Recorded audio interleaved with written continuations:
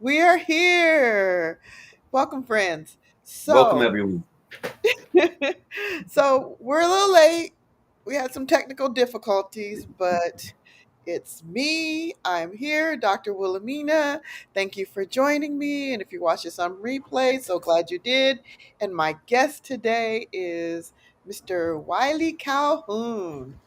Hello. Good afternoon. It's a pleasure being on your call. I thank you very much for inviting me. It's an Yes. honor. Yes, glad to have you here, even though we went through these challenges getting you in. So, we're Yes. going to be talking about finance today, and we're just really having a conversation, Wiley and myself. So, join our conversation. So, Wiley, first, how do you know me? We went to school together, junior high. We went to high school together. It was a wonderful experience, and you were one of my cheerleaders. A fabulous time watching you cheer and just your energy, running track, enjoying all of that. You were very athletic and very talented. And then we met up again through Facebook a number of years later now, and going through just reuniting and getting to know each other once again and finding out all of your wonderful experiences as I've been a doctor and your travels and all of that has just been amazing. Very Yeah, talented young lady. yeah, thank you. Thank you. Yeah, I would say that honestly, I remember names more than I do people. I've been so many places around the world. There's a lot of stuff in my head, a lot of things. So, my most memorable is when you wrote your book. Mm. And of course, I should have looked that up. But when you wrote your book and we reconnected on Facebook, and I did remember you from homeroom in junior high. We went to Hunt Junior High, which is now called, I think, a middle school, and it's still there, right? Yes, It's it still, is. It yeah, yeah, is, surprisingly enough. So yeah, it's yeah, yeah, amazing that it's there after all these years. I thought they would have gotten down and they've redone a lot of that community. So yeah, um, yeah. it's a fixture. Yeah, but remember the round thing where we had lunch, the Yeah, auditorium, whatever it the was. cafeteria. Yeah, It's still yes, there, but yes. it's not used. It's the physical structure is still there. It is. Wow. I Everything, remember yeah, when before I went there, I was younger. When we just got up into this area, we would drove past there, and I looked at it and I thought, "Wow, I want to be able to play basketball in there." I thought that was the gymnasium. So, no, that's where we had lunch, and there was a stage. Um, so I guess whenever we had events, they were in there, and Mhm. I can remember being a little girl, and my sister and my cousin, because my cousin had moved from Oklahoma, and some other people. It was a big talent show, and there was some fashion part of it, and they had me dressed up in some little outfit, and I remember I was just a little girl at the time, and it was in that auditorium and on stage. I remember somebody burnt the original outfit with an iron, No, and so they had took some material and kind of tied it on, kind of like the Hawaiian thing, or the Samoan with the lava lava kind of thing. And right. um, it was so funny that I even remember that. I hadn't thought about that in years, but That was that's a good memory. yeah, it was. It was. So this morning we're going to talk about finance, and we titled this session "Financial Challenges Equal Stress." So we have to mention stress. Some of the ideas of stress. I know in the past I was a big procrastinator. Like if I had a difficult time and Me too. didn't want to pay something, I'd procrastinate. But what happens when you procrastinate? It makes it It worse, does. right? Yes, it Right. does tremendously. Right. So. Right. Right. I Right. used to Right. be in that same boat that you were in, a procrastinator. It took me years. Yes. I'm still on some things that way. I think that's a habit that a lot of us have that we need to get over with, and that's one of the things that it does cause you stress. Mhm. Unfortunately, to if you don't realize it, you're Right. running late for something. You're running late for an event because you procrastinated getting in your car, getting there on time.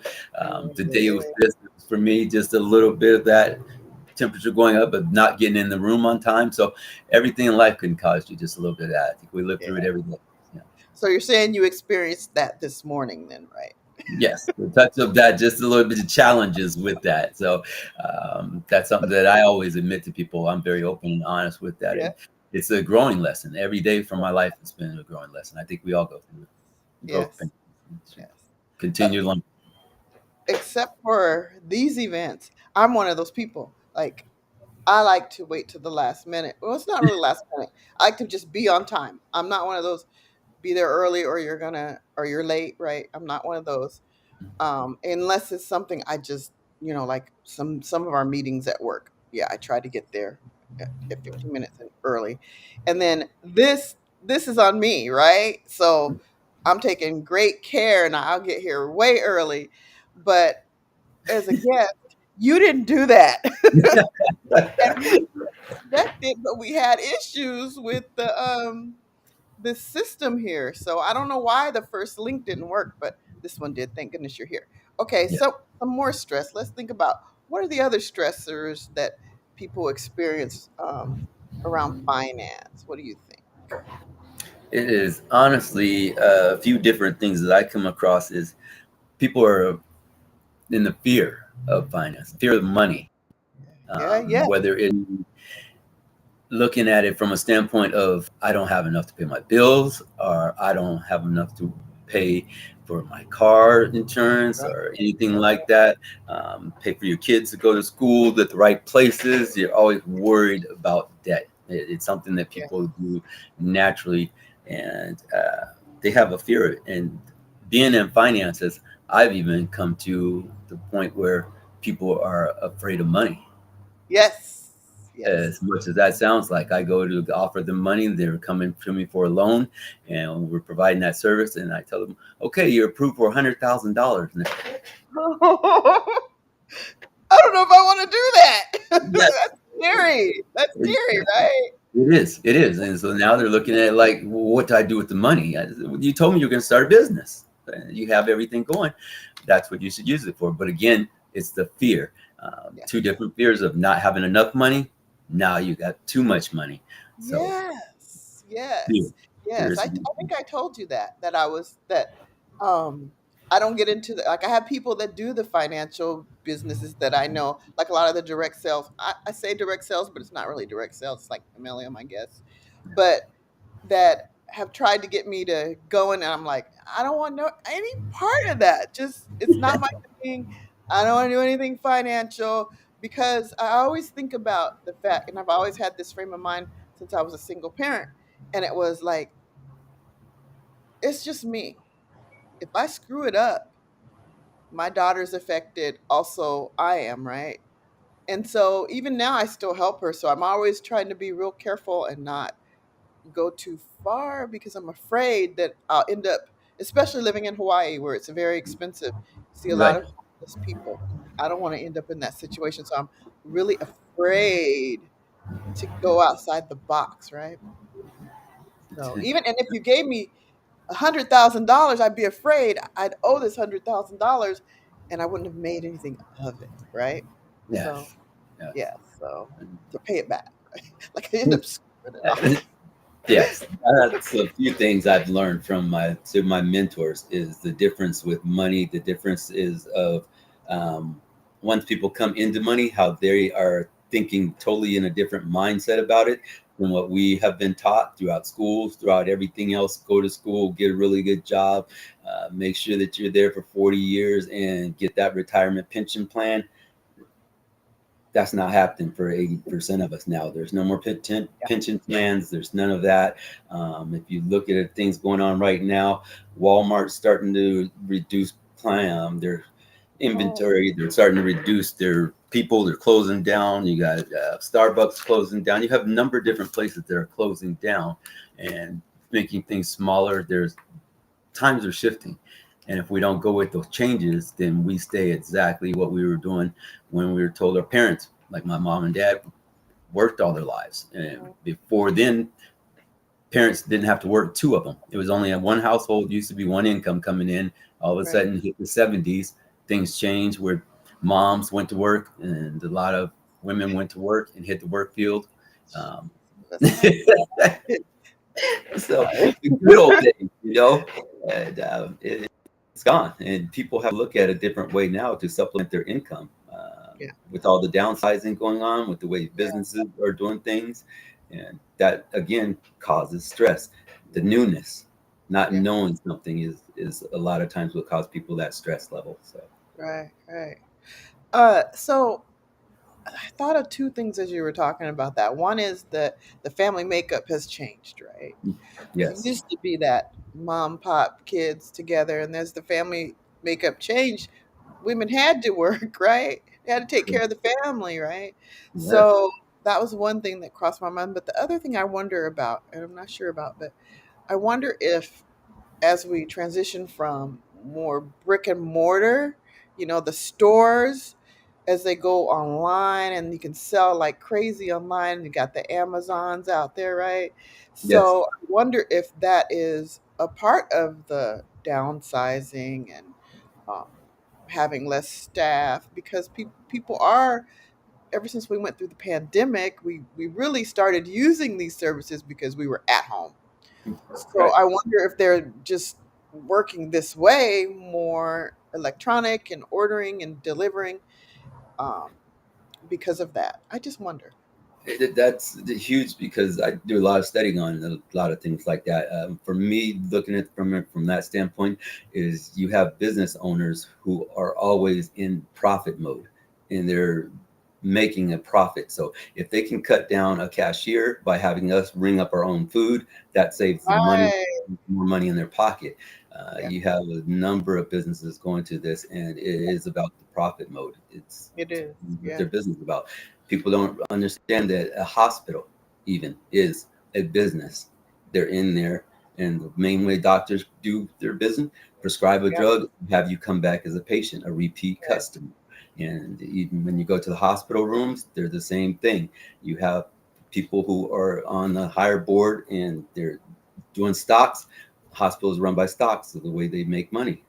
Everything's a business. So you have to look at that. And a lot of that you can do virtual, so you don't need as much Yep. staff physically in for that. Mm. But when you hit a pandemic, you do because people are gonna have to come in, right? Yes. So, so that brings me to another little bit of a topic I was thinking about. So I'm one of those people that was working in Walmart or at the hospital and they downsized or whatever. Geez, what are the things that you know of that we can do to feed our families? Like now we're looking at or we're making less hours, less money. And like again, we're afraid, like I said, afraid if you gotta take care of this family, you gotta feed the family, right? Yes. Um, what are some of the things they can do outside the box that will help them to generate some more income that are safe, maybe safe, nothing There else. is a number of different things that we offer as a company that I think would definitely help them out. One being is that we're showing people how to start their own luxury vehicle business, car business, this car rental business. If you've noticed throughout the since the pandemic, what happened with Hertz, what happened to Alamo, and all of these places is there was no longer customers for them. We weren't able to go Right, anywhere. People weren't traveling around.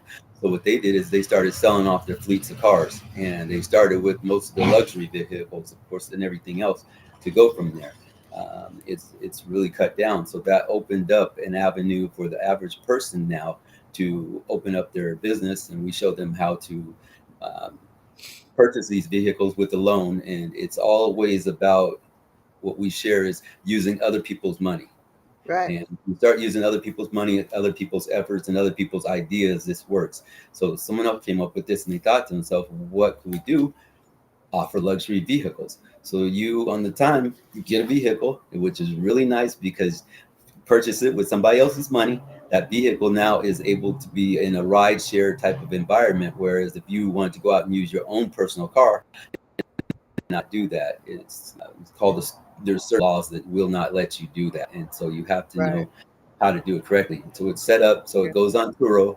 You drop your car off somewhere at the gas station or wherever you want to meet the person at the airport, and somebody gives you a ride back. Your car's gone for 3, 4, 5 days. You have this certain insurance that we show you how to set up on it. It's a mentorship program that you go through. So these people are successful who have done it, and from there, you're able to run 2, maybe 3 cars on your own and have a luxury car business, and at the same time, drive those cars when you're not renting them out.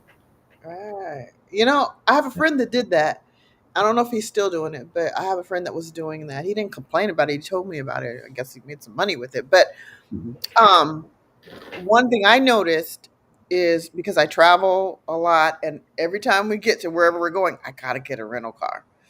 Yeah. So I noticed that because of that selling of the fleet, we're like hoping to get a car. Like you got to do it in advance, way in advance. You don't just wait to the last minute and try to get it when we're Exactly. traveling. And because we're using a specific system, you can do that if you go out to like Travelocity or one of those places and get one last minute, Yeah. but the cost isn't very much lower. But one of the things I also noticed was like here in Hawaii, there definitely isn't enough cars. You can go driving down Nimitz past the most of the car rentals. Well, they were there. Now they're at the airport, and there's lines, loads of people waiting for their cars, and there just aren't enough cars. Also, and that's the reason why my friend had gotten into Turo because he Yes. was interested in making some money from that. But I see the market out there for these definitely for these rental cars because of my travel and getting places and having coworkers that have waited to the last minute and not been able to get a car. Like Alaska is another place that's Hmm. short on cars. Yeah. So I thought that was interesting. It is pretty much nationwide with that. So Yeah, it's a very lucrative business, and through yeah, the mentorship program, they get they get paid pretty well, I would say. yeah, yeah, I won't want to pronounce the averages on here, but they're very nice averages. It yeah, definitely is more than supplemental income, and people can leave their jobs if they'd like to.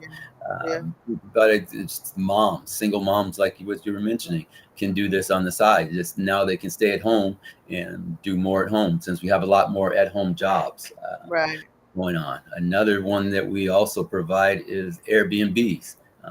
We Yeah. invited you to call today. Unfortunately, had technical I difficulties. wanted to get on there. I was really interested in that. Yes. So Airbnbs is huge right now, and this is right where you're at, Hawaii, and a number of other places that you go out and do like when it's the season, tourist season, and everything else. These people are paying $400, $500 a night for these rooms and hotels. Think about if they had a house, an entire house to go rent for $400 or $500. They'd much rather do that than to stay inside of one little hotel room, you know. Right. So that's another option that we're providing people with, another alternative on how to, again, put supplemental income in, then this income can replace other incomes. They're in profit mode within 45 days of getting this up and running. All of our programs are mentorship programs. So we have people who have been doing it for X number of years, and it's usually throughout a combined 20, 30, 40 to 50 years of experience in real estate and other ones. So they have to be successful to be one of our mentors to give a Yeah. client to. Yeah. Now, I like what you're talking about because there's a give back. Because there's something you earn from it, right? I can speak from experience that I've done a lot of direct sales MLM on the side, and some of them have been free, some of them have been a little bit of money, and some have cost me a bit. And I won't say that I've generated a lot from any of them, but I've had a lot of fun, met a lot of people. Um, but if you're in need of money, I wouldn't suggest doing one of those because you may or may not take off. You might hustle, Right. but who's interested? You got to get out in the business of selling outside your family and friends, Mhm. and that's sometimes hard to generate those funds. So those those are things I've thought of in the past to make a little extra money, and I haven't really I've made a done those as well. I've done network marketing and all of that. This one, what I'm doing now is really helping out with. I do business loans, I do commercial right. real estate loans, and also personal loans. Yeah, Being able to help people understand really again OPM, other people's money, how to utilize a loan, When we were growing up, and a lot of people to this day, I'm guilty of it still in the past, and just learn about it. You go out, you get a credit card, and we would use our credit cards to buy groceries, put gas in, Yeah. to pay a bill that we couldn't do till the end of the month or something else like that. Whereas rich people, they happen to get a credit card, and just to show you an example of how we do it, is they leverage that credit card. They go out with it and turn it into a cash or get a cash off of it and utilize it for a business. What they can do with us is to come back around, use their credit without using their credit card, get a loan with us. Anyone who has a loan, a credit score of 650 or higher, we're able to help them out with, and making $27,000 annually, we're able to help them out with getting a loan of 2.5 times their annual income and 5 times what the bank would give them and offer them. Wow. So this allows them now to be able to start a business up using Mhm. somebody else's money, no risk at all. It's an unsecured loan, so they're not putting up their car, they're not having to put up a house or do anything else like this at all. They're able to go out, like I said, and start the Airbnb for one. Um, and from there, they have the mentorship program. It takes them step by step to learn this process, and it allows people to do things that they weren't able to do using their own money. Right. Okay.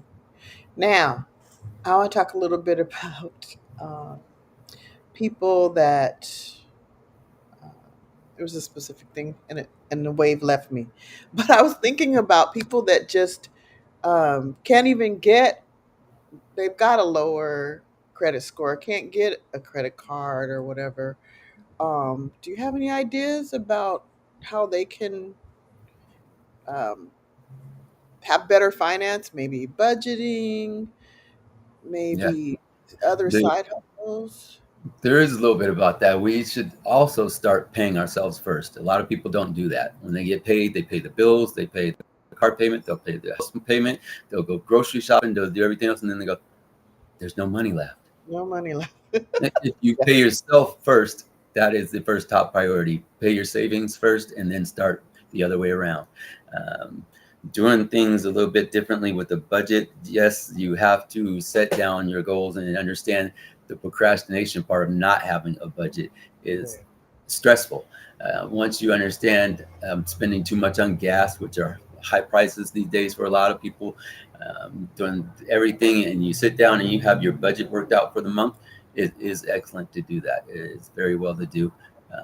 One thing is live with below your means instead of living within your means. Yeah. So you start doing that. You can also go out and get a credit card, a prepaid credit card, and that helps out to build your credit up. Mhm. You might have to put down $150 to $500, put in their deposit. They're going to keep that money, and from there you have a credit card. Now utilize that credit card. It's going to raise up your credit score. Go slow. We also offer credit card services. Excuse me, credit services that can help people out tremendously as well. I work with a wonderful group of people that can help out there. Okay. Now, I can remember, well, shopping here in Hawaii, like I can shop on base and get the commissary deals, but even commissary, some of the stuff is really raised. But I notice in the grocery stores everywhere, not just grocery store, clothing stores, whatever, things have gone up Yes. right along with the gas. Mhm. So I wonder if, well, my plan, because I can go to the grocery store and plan on, I just need some bread or I need whatever small thing. And I come out and it's like $80 later, $100 later. Like I just came for a couple little things, right? So I think sticking to your plan, like your budget, is important It is. because before you know it, you've tapped your funds so much doing these little stops for whatever you needed or whatever that you didn't stick to your plan that it really affects the amount of money you have left in the end. It does. That's huge what you mentioned about that, as well as inflation has done a lot of that. And jobs, unfortunately, the pay rate is not keeping up with inflation. It went up over 8.5%, and it is still going up higher every day that we're talking. They're still raising prices on things, and Mhm. people have to learn how to supplement their income. Right. Number of ways to do that. And again, those are the things that we offer. Is you really have to me, change your mindset as a just a way of thinking. The regular job, those are going to be obsoleted soon. They're changing the course of the way things are done, and if the wave of the future now, if I can go back to kind of a little history, is if you looked at way back before the 1700s, you had agriculture, and you had the people doing a lot of different things with farming and all of this going on. If you had land, you were set. I mean, they had land in generations of people for years, 200 years, 300 years. Then all of a sudden, you had machines come out, the industrial age come out, and they started replacing all of this. Then you went off into a couple different stages. There was a distribution stage, to skip past a little bit forward. Right now, what we're inside of is an age of partnerships. If you Mm-hmm. notice that businesses are no longer hiring employees, they're telling you to come partner with us. So they're Mm-hmm. utilizing your skills as a partner and utilizing that to make a capital gain off of that partnership. That's what businesses are doing now. The technology age just kind of went through where you missed it. If you missed out on computers, it was Steve Jobs and Bill Gates and all them. Bill Gates got into Microsoft and all that in his head back in the 60s and before it came out in the 70s and 80s. And that's how he made all his money. And so Yeah. that's where we're at right now is we are in the partnership stage. So if Yeah. you, I've learned that if you really want something, you have to find someone who has been where you're at, and from there, who has what you want. And Mm-hmm. that's what one of our mentors has. She's been a fabulous lady. This lady has started up her company. Um, and she was a single mom. Well, I mean, she was a mom, mother of three. She's married and had just lived in a car, became homeless, went through a lot of different things. And from there, she's built up a company that did in 2018 over $3.2 billion. Wow. 2019, they did over, we did $5.2 billion. Wow. In 2020, during the pandemic, when everybody else was shut down, and you had banks not lending, you had lenders not lending, all of this, we still did $6.9 billion worth of funding. Um, Last year alone, we did 8.3 billion, and this year to date, we're over 7 billion. So she's created something to where I can watch what she's doing. I can learn and I can duplicate this process.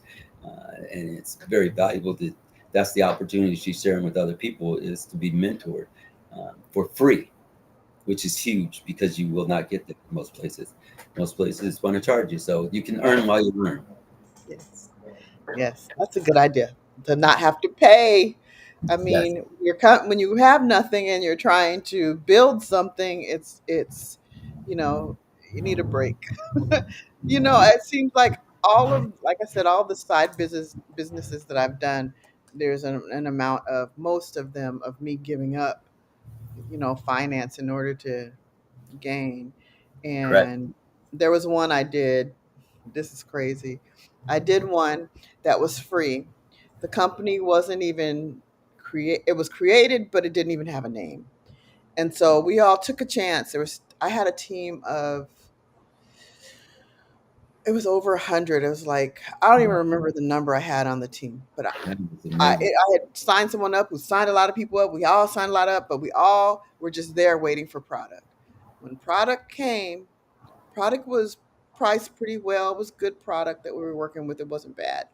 But what we figured out was that we were carrying the company. Eventually, we were carrying the company. We were ordering all the stuff. Mhm. Customers weren't really flocking to it. So we ended up paying out all our money, keeping the company running. And the comp plan looked good. But what happened with the comp plan is that it was impossible to earn what the comp plan showed. It looked good, but Right. in actuality, it wasn't. So we were keeping all of us that were on as consultants were keeping the company running. There wasn't a lot of customers. So eventually, of course, I left there. But the whole point in bringing this up is that you can put in and put in and put. Maybe I didn't put it in up front. It was free, but as I went, I was helping them sustain, you know? We Yes. were all helping them sustain. So it's not really necessarily a good deal if I'm paying all my money out, right?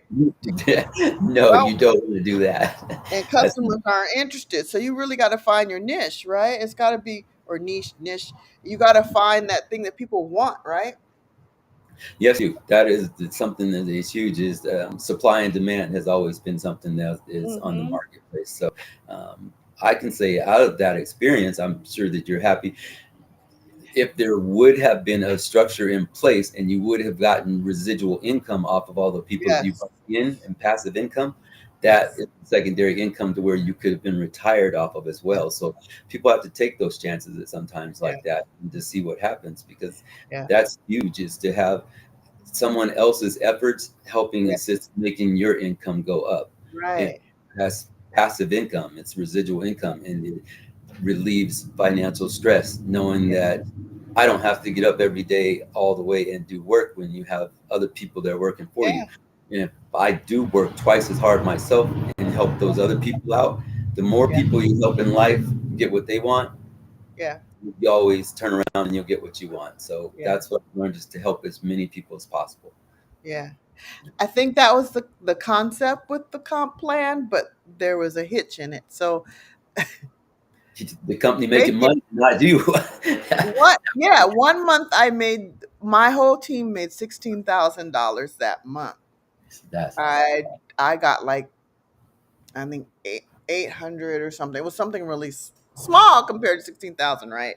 right. So the reason I couldn't get the full benefit of the money was because I didn't have another person on my team that was having as much coming in like me, right? So if I had had that other person on me that had as much, then I would have kicked in and gotten a lot more. But it's not impossible, but it was impossible for my team. So um, yeah, so it was kind of crazy, but another thing you have to watch while I'm talking about it is that it turned out that the whole point of this company was more online based. It was more geared towards, the um, gathering people through online, right? So the whole point of the company, I heard, was to get email contact to sell to other companies. Oh, okay. Okay. Yeah, so they got money from selling our contact information to other people. Oh, that's not right. It's not. That's not good at all. Uh, I'm sorry to get caught up in there with that. Uh, not the So way you to. have to be careful. You do. There's a lot of scams out there, and a lot of people, again, are, like I've mentioned, afraid of money. When I'm offering money online and everything like Yeah. that, that's one of Uh-huh. the first things they say, is it a scam? Is Yeah. this a Yeah. scam? If you're using other people's money. And the best way I can tell you, if I've got scammed in the past when I was younger, and 9 times out of 10, if someone's online asking you for money first Yes. before they give you a loan or anything else, Yes. don't Yes. do it. It's a scam 9 times out of 10, 9.5 times out of 10. Yeah. It's a, you don't have to do that. You're going to get funded, and then Yeah. the company or the person gets paid who gave you the funding. There's always a give and take in exchange. Yeah. If you do it properly and right, you know that you're safe with it. The company is Yeah. going to be there. That's why I let a lot of people know. Look, we did 8.3 billion last year. Do you think we're going to try to scam you $100 or $200 asking you for upfront fees?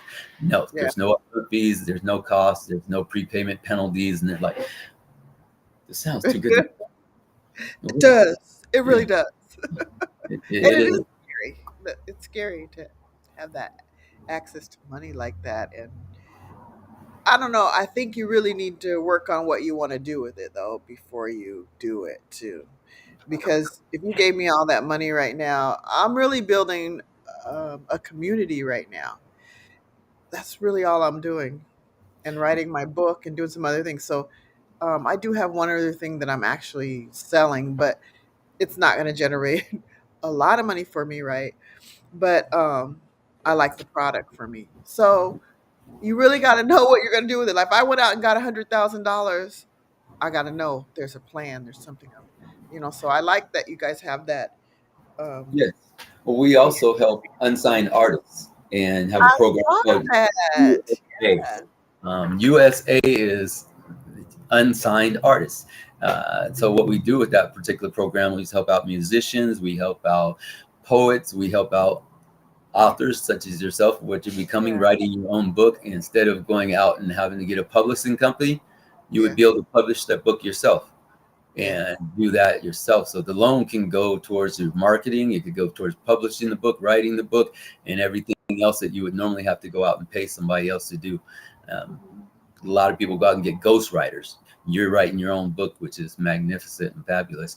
Most Right. people don't understand when you're reading Warren Buffett's book or someone else's book. 9 times out of 10, even Donald Trump, they don't write their own books. They Yeah. get ghostwriters and they sit back like me and you are having a conversation. The ghostwriter writes that book, and Uh, we actually read the book. And if you're reading a financial book or anything else, you're really getting that author's opinion of what Warren Buffett said, which is secondhand information. And Warren right. Buffett's not giving him the actual real information. He's Right. giving him tidbits. And so Yeah. he's taking tidbits and putting them into the book. Now we don't get the right information filtered down that Jay Yeah. Z is getting from Warren Buffett, sitting right alongside of him doing Yeah. business. Right. Those are Right. things that rich people know how to do is position yourselves. What I share with people is real, sometimes it's scary, but it's real important. Is you might want to look at who your best friends are and who your group of friends are. Uh, it's a statistic, and you can kind of go around the group and ask. Your income is about the same as your five best friends. It's the average of your five best friends. And so everybody's sitting around and making $100,000, and you want to make $400,000, it's going to be real tough because of that pull, the attraction, and the mindset that the conversations you're going to be having. So you have to stretch out and get new friends, friends that are making 500,000, friends that are making $1 million, friends that are multimillionaires, and they're going to startle you with some of their concepts and the conversations you have, but it stretches you to where, and again, will attract you into the future of getting more money. One of Right. the important things about money is, honestly, the little secret most people don't know is you have to want money. You have to really want money. And it's something people always say, oh, I want money. They go out and buy a lottery ticket. Oh, I want money. They go out and gamble. Oh, I want money. Why don't you find somebody who has money and ask them questions about it instead of wishing on a lottery ticket, wishing on a whim? That's not wanting money. It's Yeah. putting a game plan down, putting it into effect, going to Yeah. work, rolling up your sleeves, planting some seeds, and watching those seeds sprout to fruition to where you get paid. So, That's a good idea. That is a good idea. That right there. yeah, rich Interesting. people use other people's efforts, other people's money, and other people's ideas. Yeah. So, if you told a rich person something, an idea, they'll sit back and have a conversation with you, and they're going to take your idea and put it into action and go make money, where we're just sitting having conversations about Right. ideas. Now back to the artist. We're talking about musicians, Yeah, artists, painting artists, right? any, yes, any type of artist at all, we help them Well, out with starting their business up and get going. It's another mentorship program that we go through, and yes, it's very, very good. We have another program as well, multifamilies, showing people how to invest in duplexes, triplexes, and fourplexes, oh and yeah, yeah, just doing your single family homes that you would be inside of. yeah. That's adding a little bit more risk in there. If Right, you happen to have a duplex, a triplex, or fourplex, if somebody moves out of the fourplex, you still got three other renters in there. right, Those three other renters are cutting down your risk, and at the same time, owning that one building is 4 times the money of owning just a single family rental. So right. again, increases your profit level, your return on investment, ROI. These are some good ideas for people that are that have a little bit of money. I know if you're just struggling, like if you're working at McDonald's and they're cutting down staff, yeah, you gotta you gotta talk to other people and find out. What's. I'm not judging at all, by the way, because McDonald's. I have a brother that worked there. He was a assistant manager at one point, and I mean he did fine, but he that was his thing, McDonald's, right? Right. So, But if you're working there, you're not making very much, and you need to gain more income because you can't raise a family on that, right? Correct. So, what ways can you do that? So people need options and things to think about and how to um, That extend the is income you have. That's true. Like I could share with them at that point in time, one of the most beautiful things that I think that we call Chief Aaliyah, our COO, has set up is the ability to get a loan. If you're making $27,000 annually, we can get them a loan for, again, about 2.5 times their annual income. So Mhm. that person right there could never walk into a bank and say, give me a loan for 30, $40,000. But yet they can come to us and Yeah, we will provide them with a loan of close to 50, 60, $75,000 maybe. right, And if they're eligible with their credit scores, they have to have the right credit scores. right. Now they're able to use that job to go out and get the loan, not have to pay back that loan itself, because I share with people is to take out a little bit extra, put it on the side, and let that pay for the loan itself, so that you're not using your work money to pay for this loan. Let the loan pay for itself. That Mhm. again is using OPM, other people's money, to Other pay people. for the loan. And if once they're doing that, now that they started a business, like what I was sharing with you, the Yeah, Airbnb, they can get right, off an Airbnb for the first time. They could not do this anywhere else. We show right. them use this loan. They now are another income coming in. The secondary income is more than what they're making at their job, and it's paying for itself. Then afterwards, they've been doing this for 6 months to a year. They can leave their job Yeah. and they can become more entrepreneurs. A lot of people So have to be into that. so if I'm on a fixed income because I'm retired or disability or whatever, I'm on a fixed income. This is something that works for them also because then they're not using their fixed income to finance what they're doing, right? That's a great question. That is a great question. Yes, it is something that they can utilize. We can do disabled, and we can also do um, retired people up to the age of 68 years old. We stop at the age of 68 because we do not want to be committing any type of senior citizen fraud that might Yeah. be where the people do.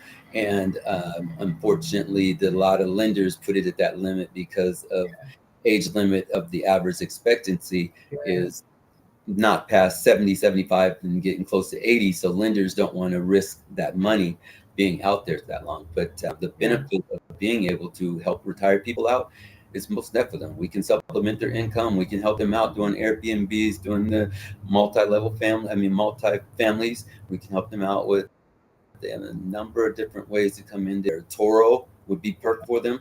Yeah. Starting out a luxury car business, they Yeah. don't have to do hardly any work at all. Go drop that car off, have the Right. Mrs. or Mrs. drive them back to the house, and let the Yeah. car be gone for the weekend and make some Yeah. extra money, supplementing their income. So yes, we can. Now, I was just thinking about reverse mortgage. You know much about that? They suck. I do.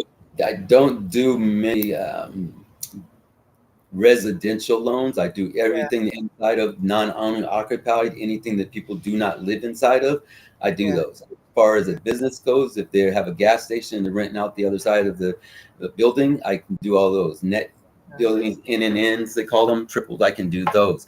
But the Oh, what you're asking about is I have a lot of connections that can do reverse mortgages. I understand yeah. what they're about, but I don't speak upon them as much because that's not my full specialty. Uh, Yeah. but I do know about reverse mortgages. You can take that, go out and put that into something, start your own business again, and Yeah. utilize the money inside of your own house and get the equity out to be able to do Yeah. something with it. But it's risky if you die too early. Yes, yes, Because I have two people I know of. One died before signing the paperwork. That didn't work out well for the family. And then also one that died shortly after, not too long after. And so much was owed because of what she took out that the family then had to pay that in order to get the house, right? So they had to get the money together to buy the house from the bank yeah. because it was shortly after she had died. I mean, shortly before she died, she did it, and then And yeah, that's huge that you mentioned that, as that goes back to the fact of they put up their own house. They put Yes. their house at risk. Yes. That's something that people who understand money, they don't put their own personal assets at risk. That's why we do unsecured loans. We show people how to go out and get assets and keep those assets for themselves, put them into a different LLC, put them into a Yes. number of different things to where there's not personally yours. Right. And if you do that, you're lessening down your risk. You're putting yourself in a position to win versus being the average person using their house for credit, using their house to sign on for collateral. Now the banker, somebody else has their house and they own it. If they happen to die or something happens to it, like you said, goes into probate, all of these things can come on when we don't understand and use the knowledge that is out there, but we don't know about it. Hmm. To know and not to do is not to know. Right. And that's a gentleman whose name is Leo Pascal. He wrote a book about it, and it's a very enlightening concept. If you say you know something, Yeah. but don't do it, you don't know it. You willfully don't do it, right? Right? Yes, you don't know it. It's procrastination again. Falls back on that. Yes, I was just thinking about that. Another Like, thing is, yeah. Go ahead. no, you go. No, You're the expert. it's the bad habits, arrogance. All of these things keep Yeah, us from yeah, getting better with finances. yeah. Uh, Thinking you know it and you don't. Right. That's arrogance. Yeah, It's not asking people for help, not asking a credit by a person to help you out, get your credit scores fixed or something else of that nature. yeah, It's like that. So, yeah, yeah. I was just thinking about when we were talking earlier about budgeting and having a plan when you go into these stores or whatever, not getting foolish with it. And yeah, you know better. I'm honestly, I must be talking about me, right? But I know as we travel around the world, right? Mhm. It's not just me; it's my coworker too. Um, we find things in all those places, right? Yeah. And sometimes it's hard not because we know we're not going to get this back home, this deal or this item, and it's sometimes it's just like, girl, we shouldn't be doing this. Like we are literally talking to each other. We shouldn't do this, but we still do it, right? We know better, right? We still do it. But I've got some amazing things from my travel, so I do like that. But yeah, you're right. You know better, but you don't know, right? You don't. You don't. So, um, Yeah. another thing that you have to start doing, I think, off of that too, is uh, realizing sometimes we don't need some of that stuff, like you Yeah, said. yeah. Where's It's that the come hard from, part, right? that compulsive buying, Why do we do it? Is it because we didn't have when we were coming up? So now we're getting anything we want? Mhm. It can get out of hand sometimes. I can't say that every trip I've done the right thing, but there's been some where I've been like, oh, screw it. I'm gonna get what I want. Like there's a in Alaska. Alaska always gets me. There's a Nordstrom's rack in Alaska that has the best stuff in there. Nice quality, pretty decent price. I can come back, I can wear it to work. Right. And I do get out of hand in Alaska most of the time. Anyway, yeah, so we talked a lot about finance and you guys' programs and so a little bit about the stress of having these financial challenges and the procrastination and how it's good to have a budget or a plan and just be conscious of what you're doing and be in the moment and also in a planning state of mind. So, and having an idea, having some type of plan for if you go out and use one of your programs, get that cash, what are you going to do? What is it? Knowing that about what you're doing. And I like how you all have um, mentorship and education to help people when they do go out and do that. And it sounds wonderful not having to put down the money that you work for every day to keep your family fed. that you're Correct. using other people's money, right? OPM. So I'm just kind of summing up what we've talked about a little bit.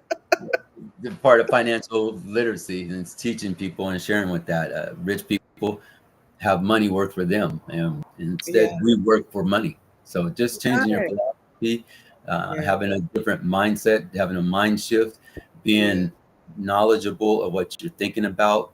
Thoughts are things. Yep. Thoughts are things, and people Yep. don't realize if you're worried about money, it's called the law of attraction. It's your thought is a thing. So the only thing that can come to you next is another like thought, and another like thought, another like thought. So if I'm worried about the car payment. I'm Hmm. worried about the gas payment. How am I going to get food? Then Yeah. you go down the rabbit hole. So That is the wrap. change your thoughts, change what you're thinking about, change what you want to attract. You are the author of your own story, and start writing the book a different chapter. And that's what we have to do, is change our philosophies, change our mindsets. So Yeah, you do, I you can think you, stay stuck in that, right? I'm sorry, go ahead. go ahead. No, I was, You can stay stuck in that if that's where you've always been, right? So this is like a new train of thought, a new mindset. yeah, So because even like I'm just going to use myself an example because it's easy because I can tell on my situation, but coming from nothing and then getting something later in life, being able to have the finance you need to do whatever you want to, but you're still in that frame of mind of not having enough food, not having the clothes you want to wear, looking scraggly when you're going to school or whatever because you didn't have the money for your family didn't. So now I'm getting everything I want, especially when it comes to clothing and food and yeah, what I eat what I want, right? I do what I want. I don't have no boss, right? yeah, So but it can put you in a situation that isn't desirable when you could be letting that money work for you. You could be using somebody else's money, right? yes, Yeah, correct. You are yeah. correct on that. Frame of mind. I don't mind putting myself out there because I'm not hurting, but I'm also that afraid person, afraid to get more money, afraid to take a risk when it comes to money, knowing that it's just me, right? What's Right. gonna happen? But I have retirement. I have money that comes in every month, regardless of what. Nobody can stop it. Nobody Mhm. can affect that money, no matter what I do. I can retire now, and then that money's still going to be coming. But I'm gonna need some more money, though. It's not enough. Not enough for the way I want to live. But Right, right. Especially in Hawaii over there in your yes, nice area. Lucky you. So, I'd move. I'd move. I wouldn't retire here. I wouldn't no, retire and have to put. It's hard enough putting out that money on living here because I work, yes, but I need that money to continue living here because it's so dang expensive. So mm, I would definitely retire, go back to the mainland somewhere and live. But I mean, it's only so much. I want more because I want to have a more comfortable life than, but I could survive on what I got. But yeah, I'm just saying it's a different mindset to yeah, get to that point. So it's changing right. mindsets. And that's what we're doing today, hopefully.